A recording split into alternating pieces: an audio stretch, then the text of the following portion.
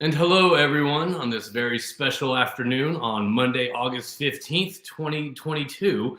We are having our first breakfast run that we haven't had in probably about 4 months since we had Jeff Allen on last time, which was a great time. And we just thought why not get this thing kicked off again? Why not get this thing going again? So we are very fortunate enough to have our guest, Michael Hale, the VP of Exploration for Novo Oil Gas. But before we do begin down that road, I want to give a shout out to Royal Completion Tools for, of course, being a sponsor of the show. Let me see if I can find what I'm trying to do. So give me a little bit. It's been, as I said, a couple months since I've done this last. So I'm still trying to work this out. So let's. I want to give Royal Completion Tools a shout out for being such a great group of people over there. A great plug. That doesn't slip. And also, we have a little commercial for them, and that I don't think y'all have seen this in quite some time. So here we go. To all you completion engineers, company men, and consultants out there, are you sick and tired of losing sleep over frac plugs not getting to depth, not holding pressure, or not drilling out properly? Or maybe you aren't getting the best quality and service from the bigs. Well, stop burning the midnight oil and rest at ease while using Royal frac plugs, the most reliable and efficient frac plug on the market. Start your successful completions today by getting in touch with Royal Completion Tools. You can contact them via www.royalcompletiontools.com, sales@royalcts.com, or via LinkedIn. Contact them today to check out some of the best frac plugs out there. And we're back. So I'm going to bring in, so thank you everyone. Check out the team over at Royal Completion Tools. Such a great group and awesome plugs they got over there that apparently they don't slip. And now we're going to bring in my good buddy, Michael Hale. Michael, coming at you live, and 3, 2, and we're on. Okay, so what I did, I acted like I had people working on this in the background, but I don't. So man, I got to say, the casting agent for that Royal plug company, amazing. Yeah, phenomenal. Yeah. Well, so I don't know if you know this, but there's a little surprise that I usually do all my directing, writing, and casting by myself. Well, that being said, I bring in the director, which is either my wife or my 8-year-old daughter, and I go in a full creative mode where it's like, it looks like it's fun to make, but it's kind of really not, because I think I put a lot of pressure and stress on it. I'm like, the shot wasn't right. It's like you're literally just holding up your thumb like this, like. It doesn't matter. I didn't believe it. Let's do it again. So I'll do like 15 takes of the same thing over and over. So you're a method actor. You lived in the body of that wispy-haired office character for probably a couple weeks. I'm assuming. Well, I'm assuming that you, of course, I'm a method actor. I mean, you might have recognized me in such feature films as Basketball Diaries and Young Days of Our Lives back in 1998. Is that how you remember me from? I remember you telling me about this. I was unaware of it until you mentioned it. So you remember James Van Alstyne? Yeah. Yeah, I just released a podcast that we recorded last time I was up in Oklahoma City, and that guy has a great story. He has a very good story. So he was at Chesapeake for years, and obviously due to times, things happen. He, tried to find out. He had to go on to a different chapter, and in the meantime, he started getting into acting, and since then, he's chiming in. What an awesome dude. Yeah.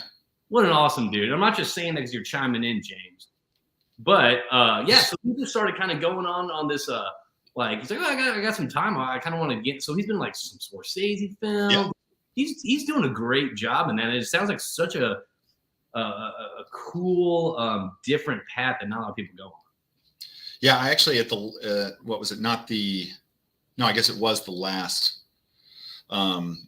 Connection Crew event. I sat next to James and we chatted about it for a while. It's pretty awesome. It's a good story. You're a solid dude.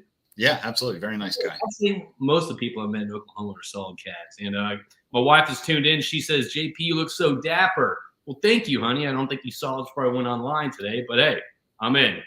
We got another shout out from Kyle. James Van Alstyne was another solo episode. Thank you, Kyle.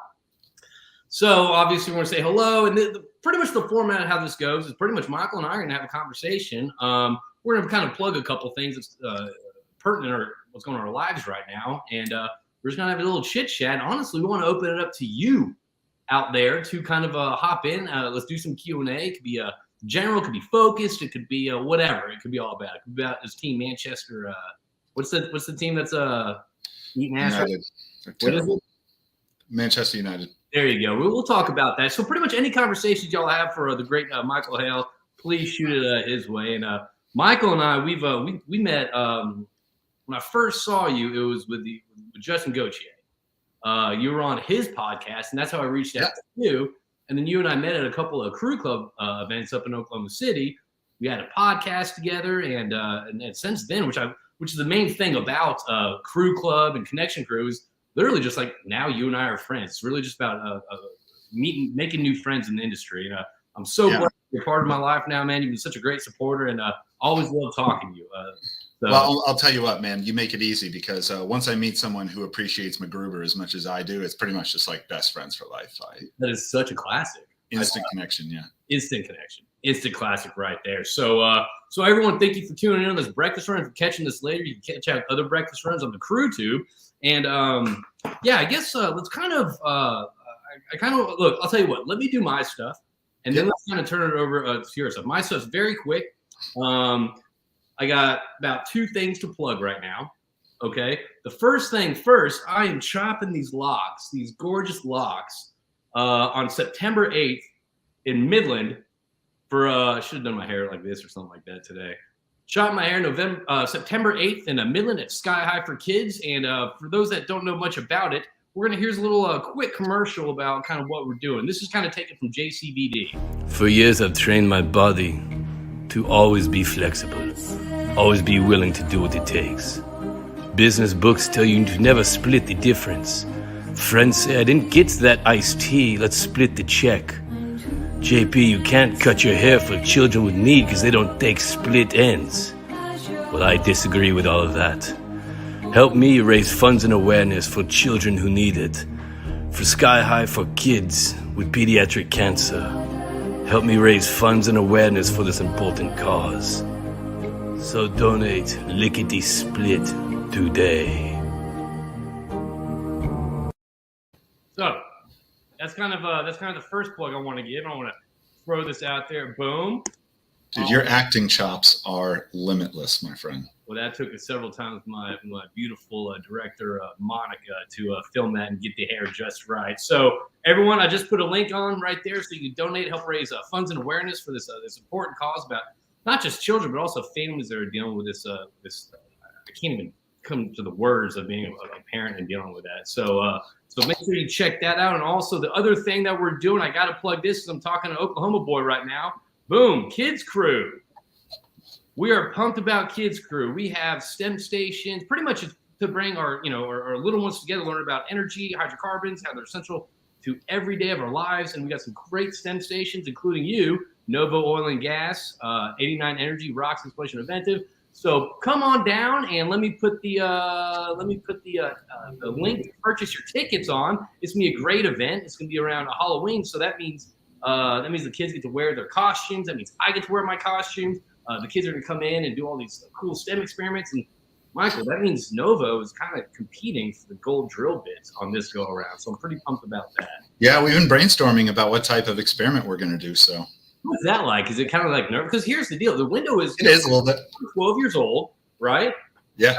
EOG last time was fracking Jello with chocolate syrup, and the kids were digging that, and they didn't even get first place after they were giving away Jello to the kids. So it's pretty exciting times. First off, thank you all and the entire Novo team for being involved in that, and we're looking forward to that. And I cannot wait to see you there, Michael. Yeah, likewise. And we're trust me, we are incredibly excited to participate. I've got an ace up my sleeve, and his name is Brian Dombrowski. If any of you guys don't know him, he is a super brilliant guy, and I work with him, and he's a geologist, and I have a feeling that he will have some fantastic ideas. You know what I dig about geologists? First off, I love the personality. Second off, the dad jokes and the puns. That seems that yeah. I think you have to get that with your degree, because every geologist I know makes dad puns, and I love it. Yeah, it doesn't stop either. Yeah, it's in our DNA. You can't escape it. It's ingrained in us. The problem is what you don't hear is that there's also a lot of like borderline X-rated geology jokes as well.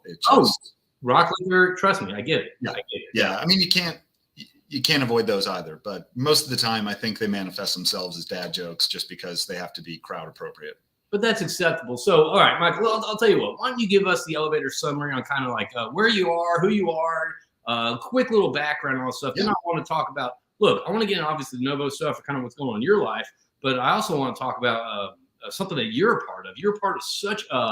I remember you and I sat down that Monday when I was in Oklahoma City. You started talking about the OGF, the Oklahoma Geological Foundation. Yes. Yeah, I was seeing if it was geology or geologist or geological. So I was catching that one, not the foundation part. But there's so much cool things that y'all are doing, not just for like, obviously for the community, but there's different ways to that y'all provide resources, which is exactly what I want to talk about. So why don't you give us the other elevator spiel on kind of who you are, where you're at, and all that fun stuff, and let's kind of dive into the what we want to plug, and then let's kind of So I'm Michael Hale. I'm the vice president of exploration for Novo Oil Gas. We're a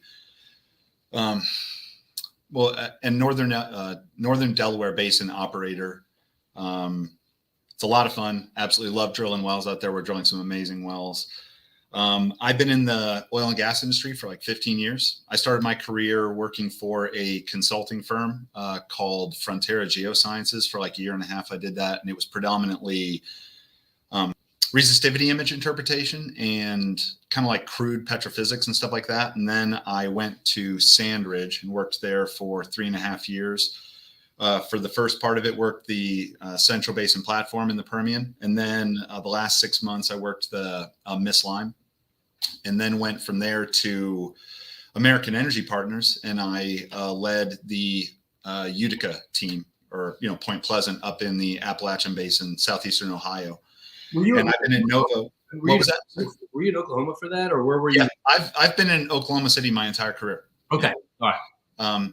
So Ascent Resources was born from American Energy Partners. It was one of the umbrella companies, and American Energy Partners was Aubrey McClendon's company that he started immediately after leaving Chesapeake. Okay.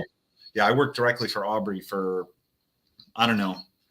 5-6 months, and then kind of there started to be some partitioning and some different asset teams, and I led the geo team for the Point Pleasant Utica. So I did that for a little over 5 years, and I've been at Novo for the last it'll actually be 4 years on September 5th. So 4 years. Yeah, pretty awesome. But as you mentioned, the OGF thing, I moonlight as a director for the Oklahoma Geological Foundation. And so what we do is we're entirely volunteer. We don't collect any salary from what we do. All the money that we raise through various fundraisers, and then through very charitable donations from our event sponsors and things like that. We put all that money into trying to create basically a more vibrant an exciting learning experience for students of STEM curriculum in the state of Oklahoma. So we give, monetary awards, resources. We give our time. I go and speak in classrooms sometimes. We give scholarships, you name it, to not only students, but teachers as well. So, obviously Oklahoma's kind of come under some fire because teachers feel like they're undervalued, and I think it's a very easy case to make. So we try really hard to make sure that those teachers feel like they're valued, and by doing so, we hope that will reignite their passion to teach the kids in the classroom. So even though we're the Geological Foundation, in a lot of ways it's a bit of a misnomer. There is, I think, a focus on geology because we do believe that earth science is incredibly important. You think about the fact that a lot of the main issues that are going to be dictating a lot of future conversations, whether it's climate, energy, resources, whatever. A lot of those things are born from earth science. But the reality is that that's not all we fund. We fund mathematics, we fund, engineering, curriculum, anything you can think of. Anything that falls under the STEM umbrella. That's right. Anything under the STEM umbrella is fair game. So we fund all of that. So kind of a few examples would be Taft Middle School here in Oklahoma City had 19 students actually qualify for a regional science bee. The teachers were Colton Birch and Thessalonica Turnbull. We now have great relationships with them because they reached out to us and asked if we would be willing to fund or sponsor all of these students to participate in this event. And that's the moment we saw that, we were like, yeah, if there's anything that we do, that's what we do. We want kids to, Yeah, that's what we do. So we sponsored these 19 kids to participate. Of those 19 kids, 5 qualified for nationals in Orlando. Of all the kids that reached back out to us and asked for additional sponsorship, we funded them as well. So we sent them to Orlando to compete for the state of Oklahoma and for Taft Middle School in a national science bee. So it is, we do things like that a lot. In the last 3 years alone, well, this would be the 4th year, but since 2019, we've actually given out almost $800,000 worth of support to students, teachers, and institutions in the state of Oklahoma. So what I love about that, I mean, honestly, like, and this previous to my career before, Connection Crew and all that stuff, there's been, besides my, my frustumers moving up there, my friends that are up there, there's been no real reason for me to kind of go up there.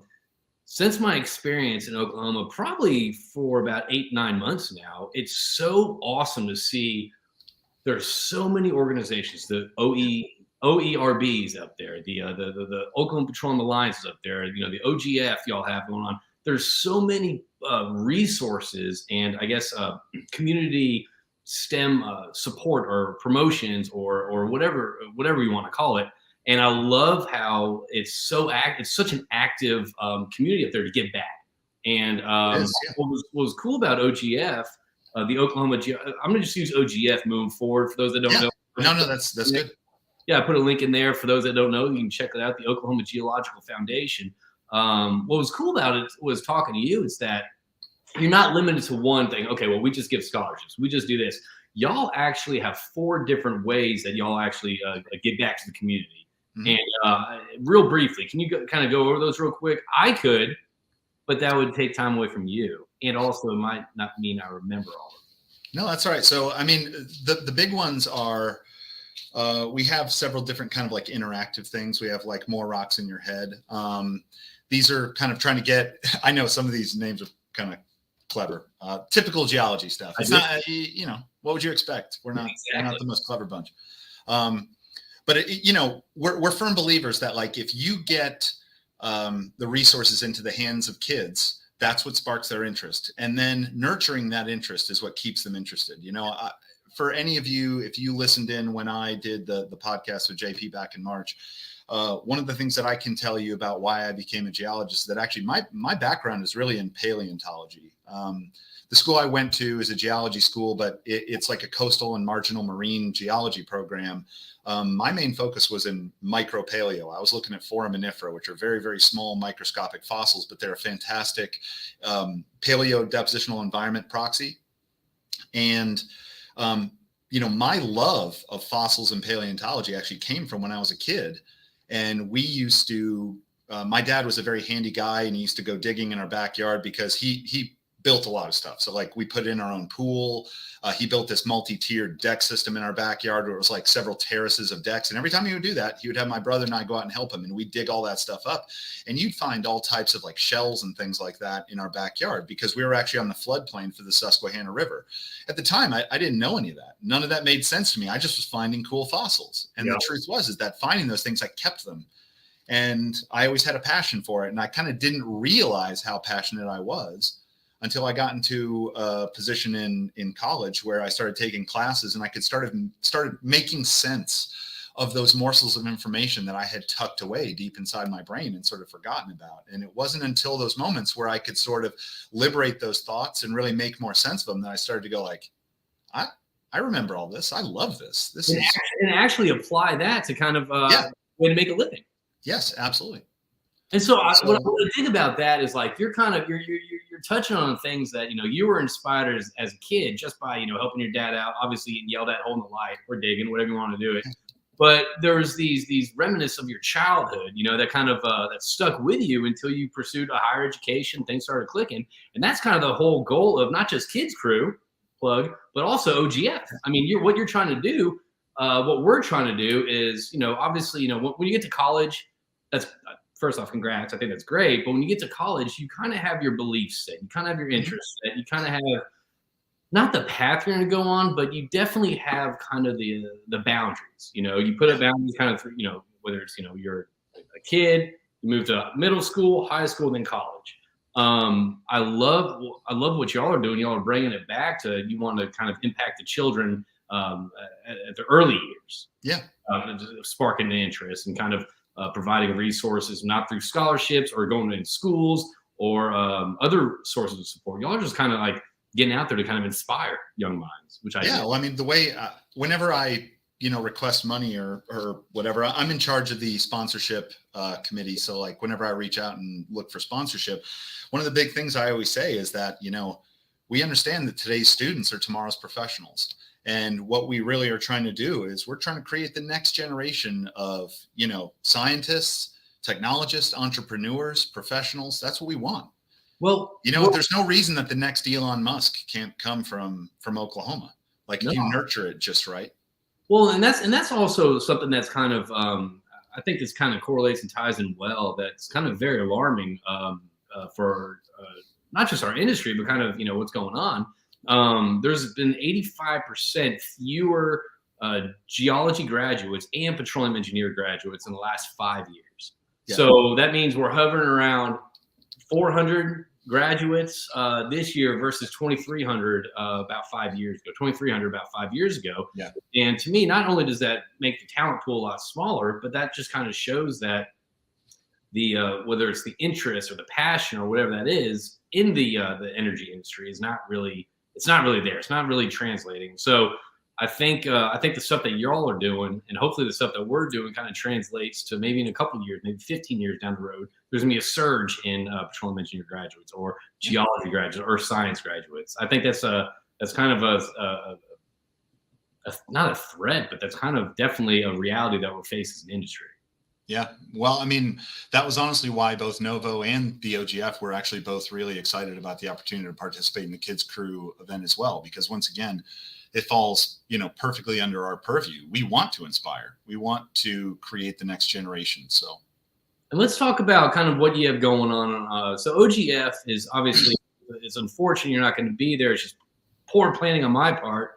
And I'm used to that, so I'll take the heat for this. But on August, you're a busy guy, man. You probably have to plan all these things months in advance. Don't worry about that. It's you would think that I have my stuff together, but my shit's all over the place. But anyway, so on August 25th, okay, what is that? Thursday? It's a Thursday.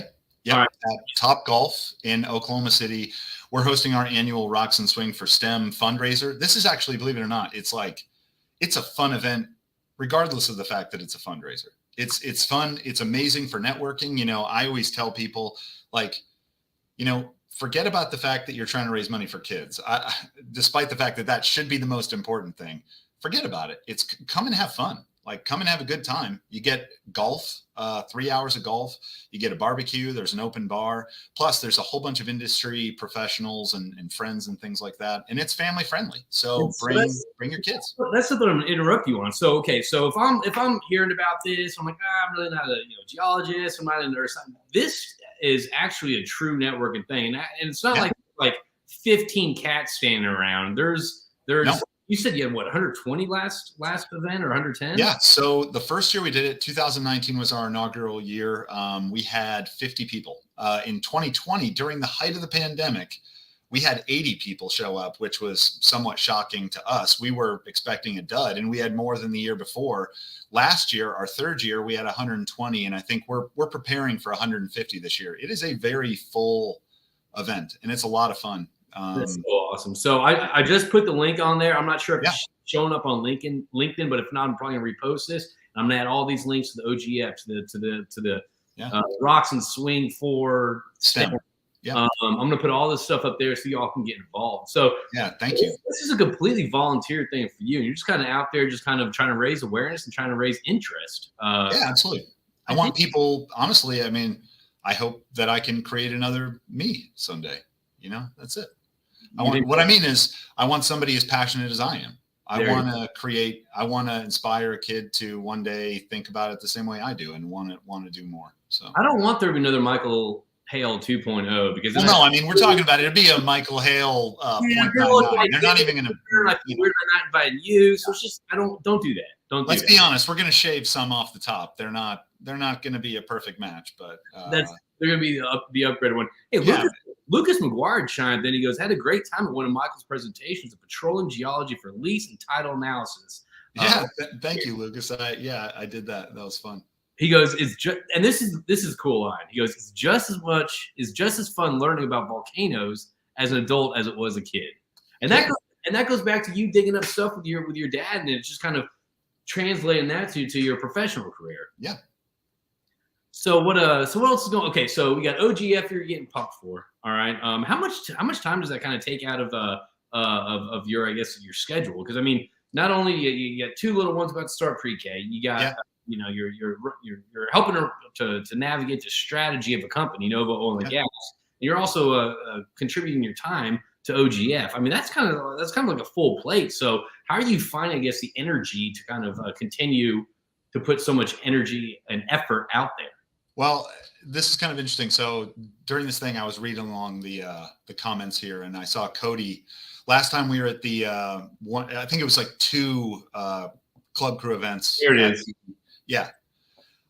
We talked about the comfort crisis because, believe it or not, that book actually had a profound impact on me. And essentially the entire crux of the book is that, we live our lives with so much comfort that, basically we forget what it's like for things to be difficult, despite the fact that our bodies and minds actually evolved in a world where we struggled day to day. Right. And so a lot of us feel unfulfilled because of how easy our lives are. And the thing is I think about this a lot with respect to political climate. My mother used to say to me all the time when I was younger, those who have everything appreciate nothing. And the truth is I think about how easy the world is, and you look at how many complainers there are out there. Yeah. And the reality is I think it's because the world is just too easy. Yeah. We've got the ability to control the temperature in our buildings at our fingertips. We can turn on a TV and watch endless hours of entertainment of whatever you want to do. We can hop on anywhere, go down any rabbit hole we want to. I can get you on the Zoom call when you're in Oklahoma at 2:27 in the afternoon on a Monday. Yeah. Nothing is really difficult. And so I think it's a good thing to kind of make yourself a little bit uncomfortable. I don't, obviously there's a fine line between being uncomfortable and stretching yourself too thin, but I don't mind taking on extra responsibility. I like the fact that I can help run a company. I like the fact that I have kids at home that I try endlessly to spend, as many hours as I can with, but I also like that I can give some of my extra time to try and help inspire other kids. And so, yeah, I mean, it takes time. I wouldn't say that it's like, it's not an overwhelming burden, but, I probably already work 50 hours a week just doing this. And then you go home, and parenting is not easy. Right. You go home, and until my girls go to sleep, you work for a couple hours, and then I might do an hour or so a night or every couple nights. I mean, maybe let's just say 5 to 10 hours a week I put towards doing. I mean, that's still a good amount though. So it's not insignificant, but it's not overwhelming. But it's about the struggle, right? You sometimes I think it's a really good thing to try and feel like it's tough. Once again, I think this kind of goes along with that. I remember reading a Dave Ramsey article, and it was about like the 10 habits of successful people. Okay. And in there, it was like that they exercise every day, that they read every day. They work long hours. There was like a bunch of stuff. And I remember looking at all this and thinking, yeah, I mean, there's a good number of these things I tick off. It doesn't mean that I check all of them. And there's some things that I could do better at. But the truth is I think that's, if that's what you are and that's what you're striving for, you should work hard always. Well, on a personal note, I've always found that kind of when I expect something to go the way it should, or if it's kind of getting not monotonous, but if it's getting too comfortable, that's kind of when I kind of get in like that oh shit moment where it's like I got to be doing something more. I got to bring this. I mean, that's kind of how Kids Crew started. And my wife and I are working on something right now that's going to be focused towards, a women's networking group, and we don't know how that's going to look. That's still, but it's one of those things where you're right. If things get too comfortable, if things get too kind of monotonous, it's like, that's when I get itchy. I get agitated. I'm like, okay, we got to do something new. We got to put something else out there. So Cody asked, what was your favorite takeaway from the book, The Comfort Crisis? Yeah. And essentially that's really what it was, is that I think we should all live our lives a little bit uncomfortably. Like we should struggle a little bit. If everything is too easy. What does it mean, struggle a little bit? I mean, what it means is, I think if you have too many hours at the end of your day and you spend it sitting on your couch, then I think you're not doing enough. okay.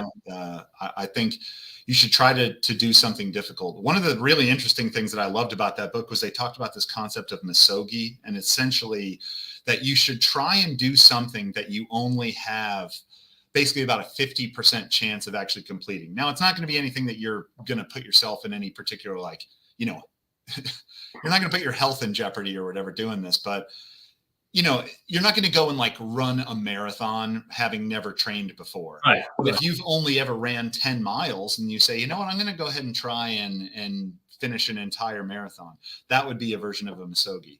Having only hiked a little bit and then deciding like I'm going to try and do a 14er, that's a misogi. And the truth is like I've been thinking long and hard about that, and I have been thinking about ways in which I can kind of push myself to limits that I wasn't entirely certain I could do. I've been thinking a lot about this lately. It's like, obviously, whether you have your own business, whether you're at a company and all that stuff, you're always chasing that carrot. You're always chasing that whatever's in the bank. You're always chasing that, the financial goal that you want. And I actually heard an interesting, it was a lecture by Alan Watts, and he was talking about kind of, don't increase, don't try to increase your monetary value. Try to increase your value, your personal value. And just as you said, whether that's, man, I think that would be cool to start a podcast. Well, I mean, you don't need to jump in and go, the 10 miles to get that done. You don't need to get the equipment. Just take 15 minutes and think about, okay, well, what would that topic be of the podcast that I want to start? Would it be me? And just kind of like put some meat on those bones. And from there, I mean, you'll increase, first off, your interests of what you want to do, but also that's kind of, you're putting out your value, your personal value versus the monetary reward that we're always chasing. And it seems like we have to chase. Yeah, I would agree with that. Yeah, doing a podcast seems like a very bold choice, right? I mean, you have to trust that people want to listen to you. Yeah, yes and no, because I think if you start putting it out, my personal experience is this. I think and here's the deal also to kind of, whatever it is, whether it's a podcast, whether it's a company, whether it's a service, whatever it is, whether it's, OG, to me, you have to want to do it. And you can't chase how you think other people receive it or how other people kind of want to interpret it or digest it. You kind of have to, whether it's, again, you're not doing OGF for the finance. You're doing it because you're passionate about it. You're interested in it, dig it. You can relate to the students in the classroom who have an interest in geology and science and all that stuff. So it's more kind of pursuing kind of what you want. Yeah. Do I care if people listen to it? Obviously. But at the same time, if I start doing that, then I'm going to start limiting myself. I'm going to limit my questions, conversations, my attitude, my tone. So yeah, for sure. No, I mean, that actually makes a lot of sense. If you're too heavily influenced by what you think an audience wants, all of a sudden there becomes an air of artificiality about it, right? Yeah, you're no longer being yourself. You're trying to cater to a particular audience. So yeah, I get that. So what else? By the way, I wanted to point this out. Justin Brignac, I'm assuming I'm pronouncing that right. Typically, G's are silent when they come before an N, but if I'm not pronouncing it correctly, please forgive me. I'm a simpleton. But that quote about good times create weak men create hard times create strong men, and strong men create good times. That is arguably one of the greatest quotes ever. I've always been a huge fan. Good times create weak men because people get too comfortable. Yes. Weak men create hard times because, they're not seeing things through hard. Okay, right. I do that. Justin. Wait. Yeah, I'm assuming that was in response to what I said before about those who have everything appreciate nothing. And I think what you see now playing out is that we have it too good. Life is not difficult. And so everyone just bitches and bitches because the reality is that they want more. They don't realize that accomplishment actually requires effort. They're used to accomplishment without effort. Yeah. And so everything seems unfair because the reality is that they look at people that have accomplished and they want that. But the problem is that they never put in the effort. The work. Right. Yeah. And so you get people that want to basically destroy the status quo And I mean, I shouldn't say status quo. They want to destroy the system. They want to destroy what they see as creating something unfair for themselves, when in reality, it's that they themselves never lived up to their potential. Yeah. Right? So they want to destroy what works for everyone because it's not working for them. That creates periods of misery. And unfortunately, what I'm seeing right now, I'm seeing a lot of, it seems like that echo chamber of people being like, oh, I want more, I want more. It seems like that's growing too. That it's like everything's for everyone, and I don't have to put in the effort. It's like you kind of have to build your own worth, whether it's financial, whether it's your own personal worth, and kind of make your own path. Does that make sense? A little bit? No, absolutely. Yes. All right. So I want to touch on one topic, then I want to open it up to a Q&A. Yep. You had a very interesting point during our podcast where we talk about, the future of the industry, what does it look like, and this and that, blah, blah, blah, blah, blah. I'm at the point now, honestly, like okay, Justin says you pronounced my name correctly. Yes. Thank you. Appreciation, all things, good or bad, made life value for me. Good times get someone stronger than human. Yeah. Great call, Justin. But so you had a very interesting point about we're talking about kind of how the industry is going to play out, and what do you see, this and that, the negative narrative on the industry versus kind of the technology boom that's kind of curtailing us. So you talked about the industry, kind of your guesstimate, if you will, is that we're just gonna get smaller and smaller, and for me that translates to that means relationships are more important than ever. Of course, the relationship business, but you were talking about that. Can you kind of get into that kind of a little bit on why you feel your personal belief? No, certainly. I mean, I think there's a couple things. One is we're getting better at what we do. And so, you were the one that sort of pinpointed this during our conversation, that you can get a hell of a lot more oil and gas out of a well than you used to be able to, and you can do it much more cost effectively. And so the reality is that we can drill fewer wells and get more out of it. And so I think, one, we're victims of our own success, right? We can do better with less. We can do more with less. Whether we like it or not, the reality is that we're already seeing a movement away from oil and gas as being our primary energy source, despite the fact that it really is the most cost effective. I should actually say that nuclear is probably our best option in terms of like cost efficiency, but nuclear has its own setbacks as well. But the hydrocarbon molecule has the second highest energy density per unit volume of anything besides radioactive material, right? And so what that means is that, you can get a whole lot of energy from a barrel of oil. So we're going to need that going forward. But the conversations taking place amongst the populace are already about how we need to diversify. And we are using a non-renewable resource. It doesn't mean that oil and gas doesn't replenish itself, but what it does mean is that it doesn't replenish itself on the timescales that we use it. And so no matter what, we're going to have to diversify. So going forward, we're going to see more wind. We're going to see more solar. We're going to see more hydroelectric. We're going to see lithium batteries. We're going to see a lot of different things. And it's fine. The reality is that I actually think it's a good thing for the world to have a diversified energy portfolio, because you don't necessarily want to be too heavily reliant on one thing. Like, that's not a bad thing. Right. And so because I see oil and gas over time taking up less and less market share, I think what that means is that our industry will either condense or stay about the same size as it is. And so when you mention the phenomenon about how over the last 5 years, there are fewer and fewer engineers graduating with petroleum engineering degrees and fewer geologists graduating, a lot of that isn't surprising to me. Now, the thing is for engineers, and I really think that I'm not trying to make it sound like engineers are more important than geologists, but the reality is that I think engineers make up a much larger percentage of the oil and gas industry than geologists do. I mean, I don't think that's really very debatable. Right. At any company you work at, you may have a handful of geologists, but you're going to have like 20 or 30 engineers, because you need them for so many different things, whether it's, completing, drilling, production, facilities, all that stuff. You need tons of engineers. So I feel like engineers, even though they're not graduating with petroleum engineering degrees, the reality is that this profession will still be ripe for them. The two geologists that we have, or I'm sorry, the two engineers that we have in-house here are reservoir engineers at Novo, are both chemical engineers. And they're two of the most brilliant guys that I've ever worked with ever, Kyle Hoover and Zach Everman.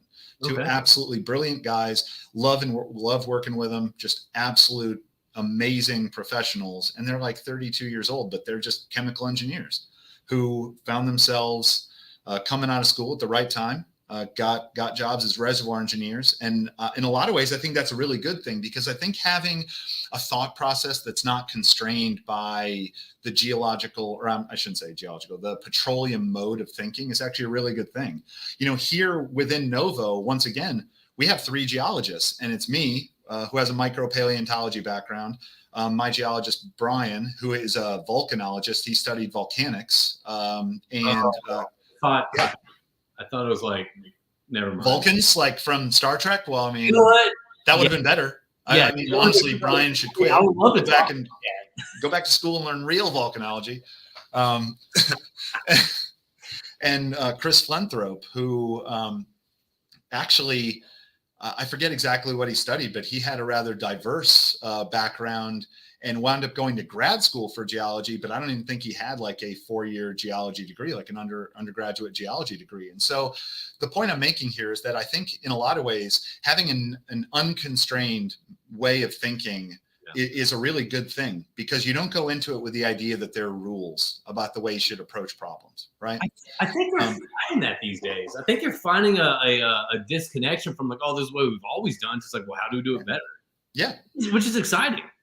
Oh, it absolutely is. And the thing is you need both, right? I mean, whatever is now kind of the standard for the way geologic mapping or something is done was at one point groundbreaking, because everyone else did it different. And now we do things even different. I mean, one of the things that Brian Dombrowski, I mentioned him before, just absolute brilliant geologist, but one of the things that he does that I'd never seen anyone do before is that he does digital log facies. What that basically means is that he can actually look at the logs, run statistical calculations on those logs, bucket all the various groups that arise through those analyses, and then generate maps from them. And it's amazing the geologic trends that emerge from doing those statistical evaluations. And it's weird, like you start to see things that you never saw before. I've mapped up basins a million different ways, and I would never see the trends that he sees by doing his statistical evaluations.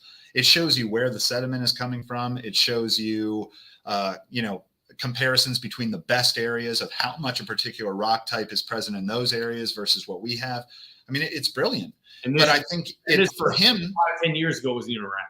Yeah, 5-10 years ago, such a thing was, I wouldn't say is impossible, but highly unlikely that anyone would ever come up with such a methodology. And I think it's because somebody like him, he's such a smart guy, and he has such an interest in computers and statistics and all that stuff. But he had an unconstrained mode of thinking about, petroleum geology. Like I love seeing that, and not just through him, but I've actually I'm thinking about several people right now who have taken a traditional, not even a problem, but kind of like hey, let's look at this situation differently and kind of attack it differently, and doing stuff like, coming up with your own whatever that he was. I mean, it's fascinating to kind of see the surplus and the influx of kind of innovative new ways of thinking that kind of shift the paradigm on what we think or view as an industry. Yeah, and we all need those, because the truth is just being exposed to Brian and watching what he does has made me a better geologist, made me a much better one. I think that's impossible, but okay. I'll tell you.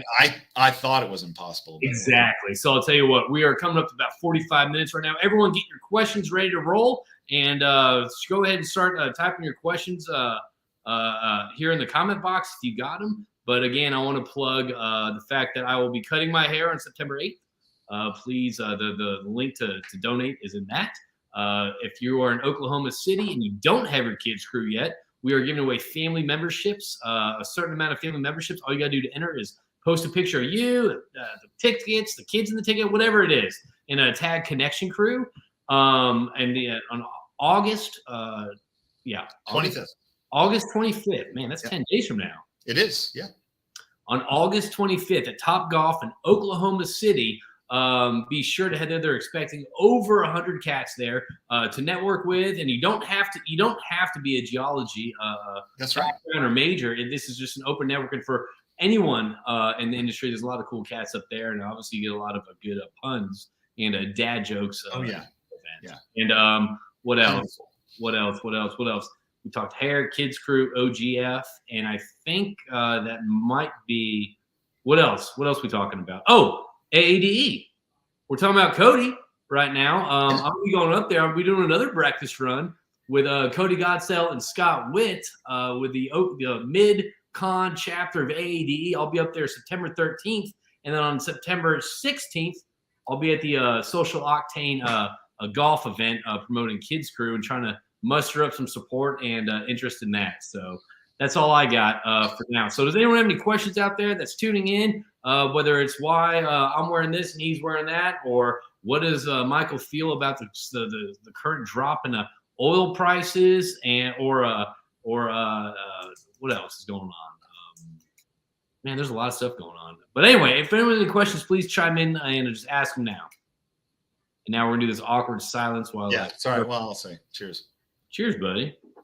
I got my Petroleum Club of Midland glass right here that I'm I've got my Manchester United drinking glass, which I was explaining to JP before this started. If any of you are soccer fans and you have a team, I've been a passionate Manchester United fan for like literally 20 years, and they are just absolutely terrible. And my goodness, it is like I can't even bear to watch them. If you've ever had a sports team where you're like, I think I'd rather not do anything than watch them play, that's kind of where I currently am. Okay, well, I'm sorry about that. That makes for a good reason to drink a couple heavy pours out of that glass. We have a stunning, beautiful woman to ask. Hi, Michael. What was the driving force for you getting geology? Your why, if you will. So, yeah, I mean, I don't really know the answer to that question because I wonder it myself. But what I can say is this, that I think I've just always been passionate about science. My father was very much a science enthusiast. I grew up watching Carl Sagan, loved Cosmos. And when I was in college, I rewatched all the old episodes of Cosmos like so many times. You wouldn't even believe it. They for a while there, they were on the Discovery Science Channel like every night. Do you like the new one with Neil? No, the original ones with Carl Sagan, although I think the ones with Neil deGrasse Tyson are excellent as well. But yes, the ones with Carl Sagan were just so beautiful. Like the way that he spoke about things was remarkable. I always say that the thing about Carl Sagan was not that he could make science sound poetic. It's that he obviously thought about it that way in the first place. Yeah. It was just the words that were coming out of his mouth. He could say things that just were so beautiful. So where I'm going with this is, I loved science. I was very passionate about science, about the universe, about astronomy. And in reality, I tried really hard to take like some physics courses in both high school and college. And I never actually did that well. Some of it could have been that I just didn't try all that hard, but some of it could be that my brain maybe doesn't process information in that way. It's a very, mathematical and kind of, like a very direct way of understanding things, like either this or that. Things more the kind of how the applicable way. Like this is okay, all right. Yeah, and I'm much more of an abstract thinker, so I think it was really difficult for me to kind of think in this sort of black and white. Like there is a mathematical answer to this. It's just not the way my brain works.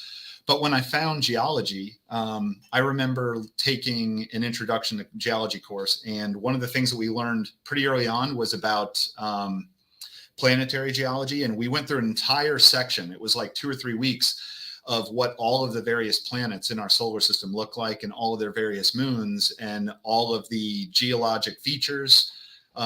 Like, for example, Io, which is one of Jupiter's moons, is the most volcanically active body in the solar system. How Enceladus, which is Saturn's, I think, second largest moon, has because of tectonic activity from orbiting around Saturn, experiences tectonic squeezing and shows some evidence of plate tectonics in the ice that actually makes up the surface. And at the southern pole of that, you see these massive geysers that erupt out into the atmosphere. And we believe that if there is any place in our solar system where it's likely to harbor life, almost certainly simple life, it would be in a place like that has a liquid ocean on the actual moon or planet. And so those are some of the places we want to look. So I think I really got into geology because it was sort of like my way of understanding my corner of the universe.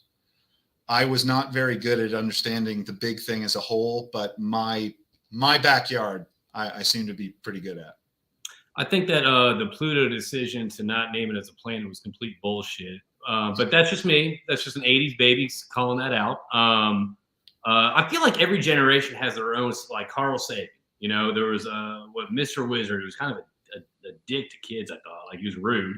And then, then you had, Bill Nye, then Neil. I think there's always that one person that people remember kind of what motivated them and kind of, and you're right. I think you have to talk about it poetic because it's yes, it is scientific, but it's also very mysterious at the same time. Yeah. Very mysterious.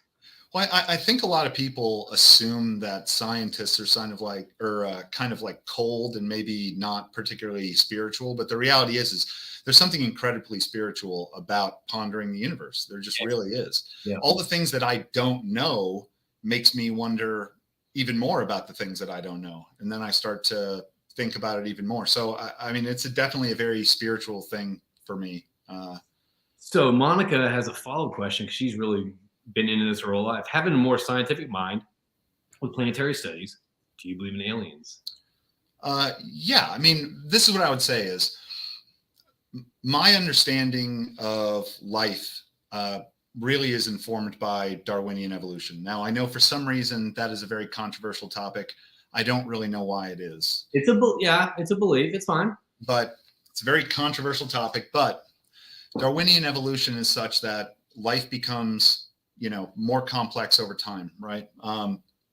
And on our own planet, we have essentially, there's really very few parts of Earth that don't harbor some form of life. The vast majority of life is bacterial. We even have what is called like an atmos biosphere, because they have found that the entire clouds are littered with bacterial populations. When you fly through a cloud, there are living communities of bacteria in condensed clouds of gas in the sky, which is just amazing. So we have bacteria that can live in clouds in the sky, 30,000 feet above the Earth.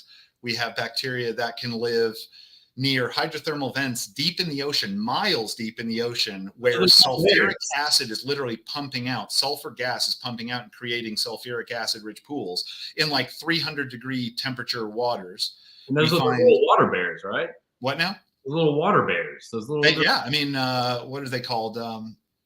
So there's something bears, I feel like. Yeah, they are. They call them water bears. I just forget what the name of it is. But there's all these really incredibly complex forms of life. So where I'm going with this is, I mentioned Enceladus already as being a place in our solar system where we suspect that bacterial life may exist because of the presence of liquid water.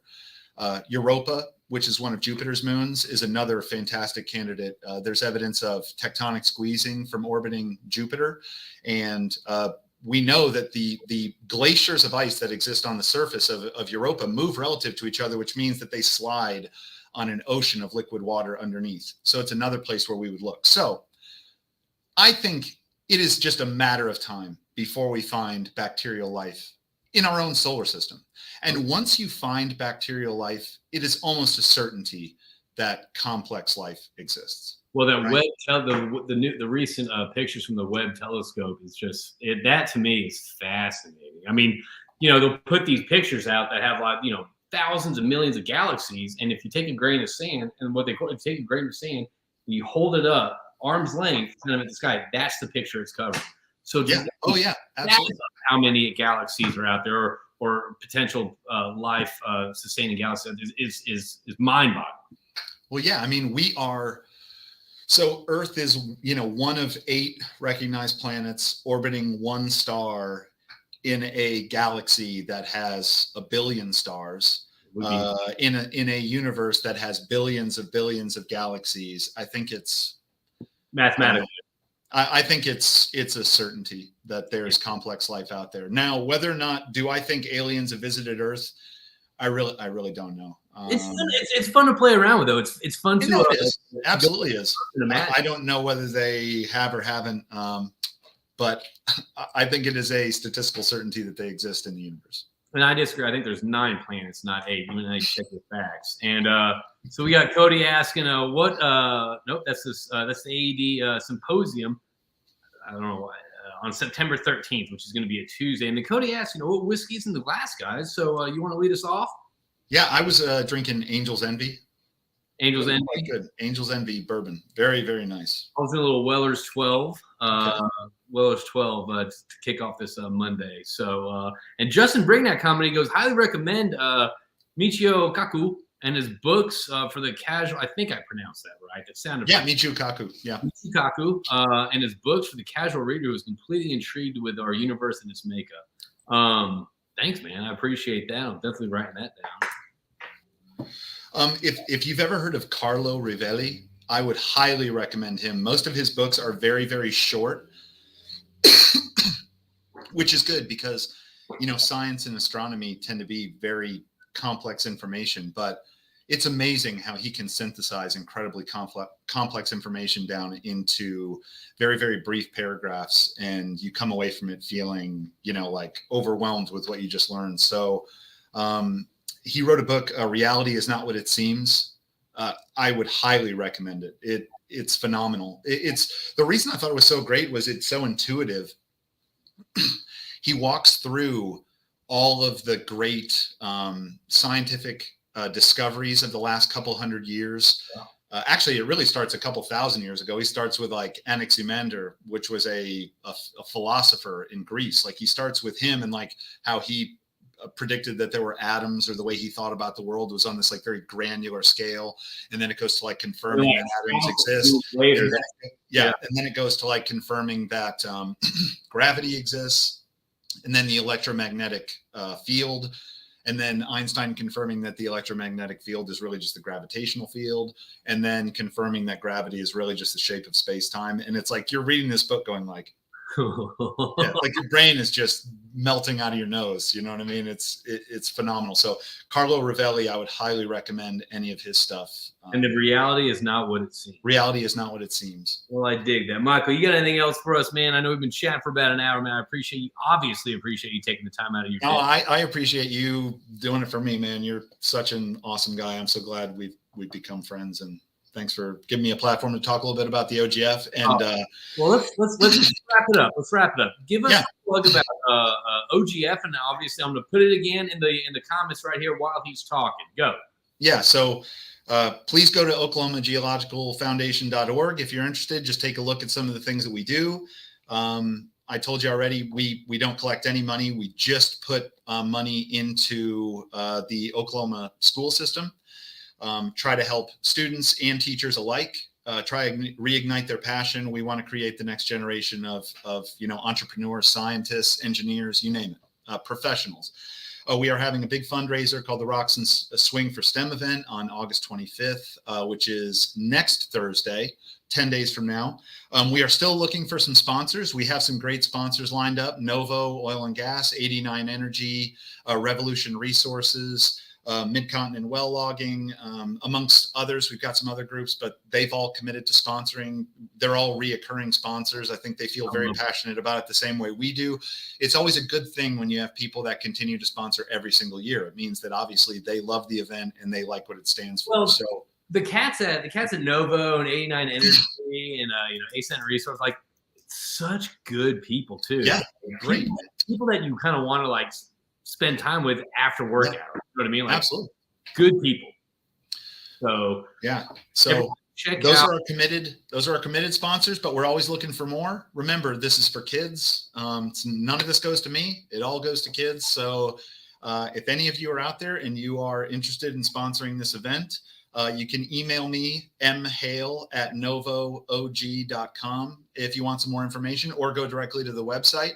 if you're interested, just buy a ticket to the event. And if you work for a, if you work for a service company and you want to do something nice for some of your clients, buy some tickets to the event. You can sponsor us in the form of picking up a handful of tickets and giving them out to some just show up. The thing that we want is we want more people there.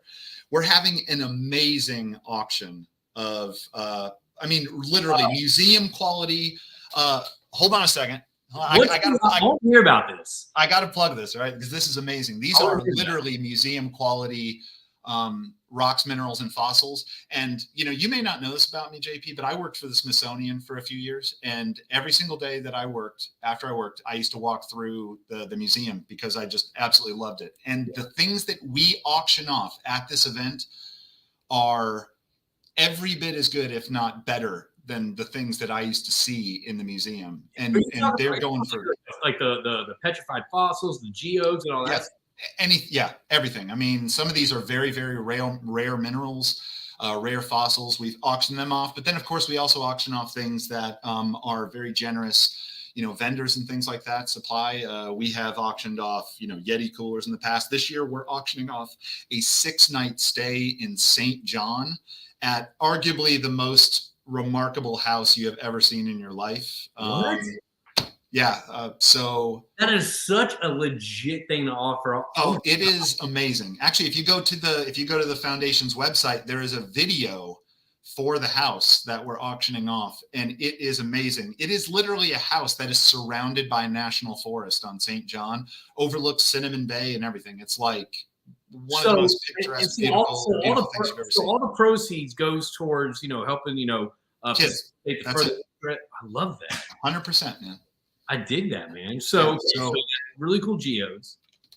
You have a lot of other stuff going on too. So that's exciting. So that's 10 days from now, everyone. Get your tickets, bring a cat. It should be a good time. Yeah. So I want to answer one question here. Ryan Ostert asked me, what are your top 3 book recommendations? I was going to get to. Okay, you're acting like it's your it's your show now, Michael. Take it. You know what? You're acting like Pluto when he's not invited to Thanksgiving. That's right. Yeah. I kicked it out of the solar system, and now I'm just taking over your show. That's what I do. No, but I wanted to get to this because Ryan knows I'm very Ryan knows I'm very passionate about books.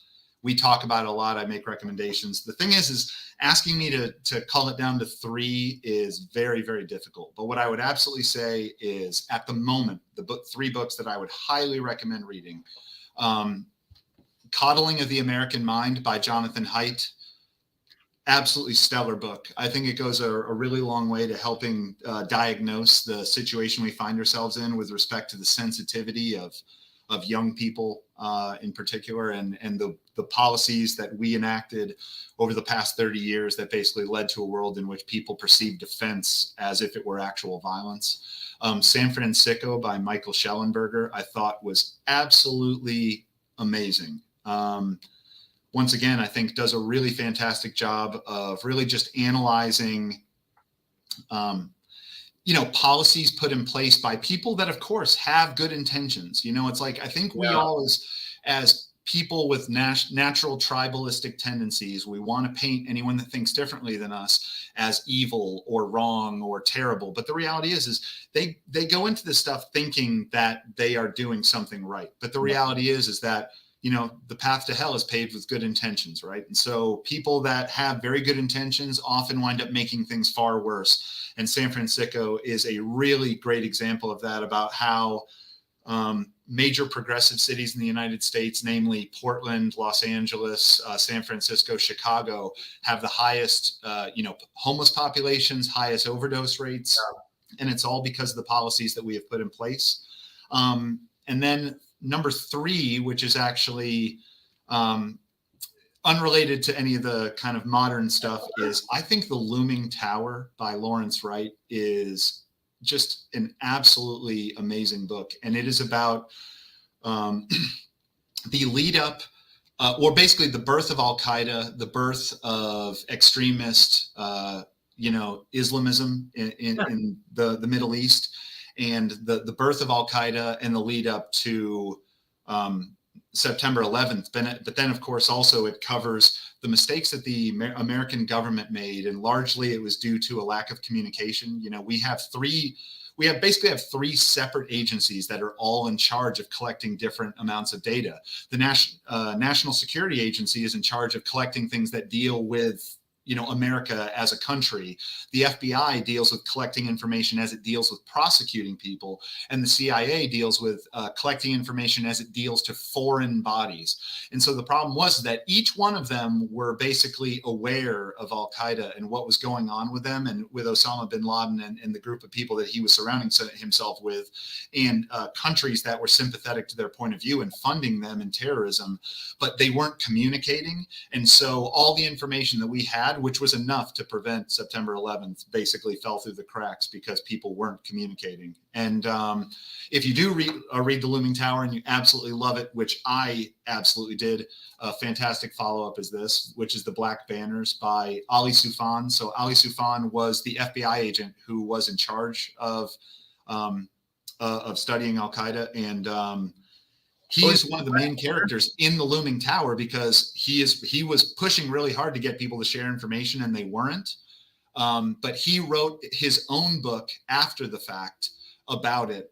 And I think if you love The Looming Tower, The Black Banners will absolutely, it just fits in perfectly with that book. I feel like it's a fantastic compliment. So those are the three books that I would highly recommend right now. I'm really in love with you know, kind of reading them in that subject matter. So you a little plug to you. You've actually kind of sparked my interest in getting back, because I mean, you get stuck in this phase, I feel like, where you always want to read like what everyone else is reading, like you know, never split the difference, good to great, and all that stuff. And talking to you really kind of gave me the pathway to kind of start pursuing other books that maybe I find interest. Well, it's not going to benefit me towards work, so I'm not going to read it. But I love talking to you because you've actually motivated me to start kind of, whether it's business or not, if you enjoy it, get after it. And I do appreciate that from you. So yeah, communication is important, whether it's governments or whether it's at this house, Monica. But other than that, like it's extremely important. So Michael, I look forward to seeing you. Hey, am I going to see you the 25th, maybe during the day? Because yeah, dude, let's do it. Seriously, let's we'll set something up. So let's get together and do lunch or something like that. Or if you, I don't know, do you usually fly out pretty early in the morning? Early. Yeah. Well, either way, we'll make it work. We'll do something. And I want to thank you for your time. And you know, tomorrow I'll be going to Midland for a crew event, and on Wednesday I'll be going to Denver for a crew event. And I'm really excited about both of that. And the next week I'll be going to Oklahoma City to see my boy Michael. And I wish you luck, man. Let me know what else we can do to kind of support that. And I'm also looking for the AED symposium up there on the 13th and a Social Octanes event on the 16th. So other than that, grab your OGF tickets for Rocks and Swing for STEM. For STEM, again, there's the pun in there, which I have to. Yeah, it's a pun. But no, I love it. I love it.